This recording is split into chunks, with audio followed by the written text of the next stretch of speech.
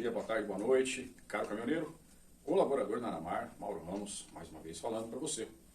E agora a gente avança mais um pouco nessa nossa elucidação de algumas enfermidades que são comuns para os caminhoneiros e a gente chega na obesidade, tá? Então falamos sobre o diabetes, falamos sobre a hipertensão e eu trago o tema da obesidade agora, que é um tema em conjunto, né? Naturalmente, muito provavelmente aquela pessoa que é obesa apresenta um quadro ou de diabetes ou de hipertensão. E é um quadro bem delicado, tá? A obesidade ela não pode, em hipótese alguma, ser romantizada. Ela é a porta de entrada para diversos fatores de risco em relação à saúde.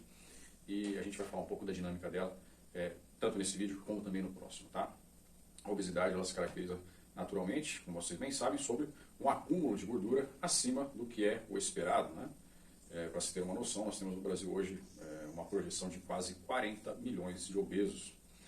É um número muito alto se nós pensarmos que nós temos aí 207 mais ou menos milhões de pessoas.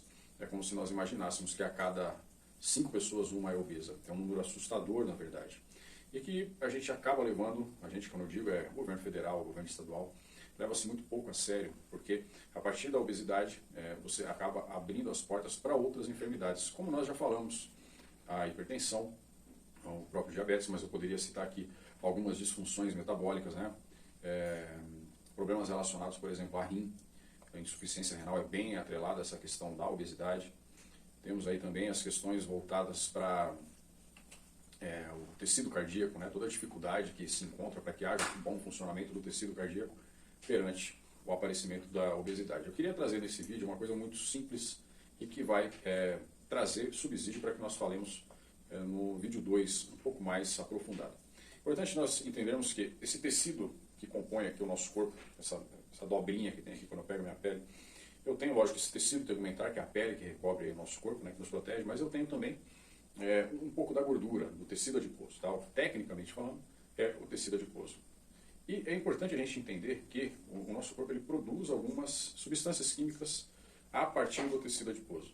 E mais importante ainda se entender que essas substâncias elas são substâncias inflamatórias. Tá? Então, a gente diz que o obeso, a pessoa que está em estado de obesidade, é um inflamado crônico. Ele está secretando diariamente, todos os dias, o dia inteiro, através desse grande tecido adiposo que ele tem, substâncias inflamatórias. Isso nunca é bom. A substância inflamatória ela sempre vai trazer ali uma série de complicações, de não funcionamento adequado de algumas situações. Tá? Não é à toa que, no período de pandemia, nós tivemos aí uma série de dificuldades em relação às pessoas com sobrepeso barra obesidade.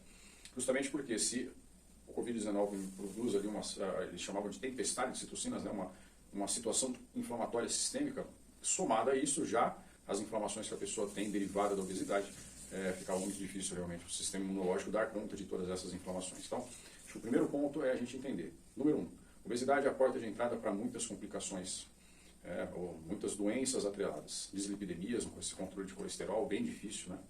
Que vai acarretar em uma série de dificuldades. E número 2, entender que o tecido adiposo, esse tecido que nós temos no corpo inteiro, quando eu faço a dobrinha que eu estou dando esse exemplo, acaba se produzindo uma série de substâncias inflamatórias. Já deixo a dica para vocês, o exercício é anti-inflamatório. Então, no segundo vídeo sobre obesidade, a gente vai falar mais um pouco sobre os riscos que ela apresenta e alguns caminhos para tratamento também. Um grande abraço a todos, um bom trabalho, fiquem com Deus.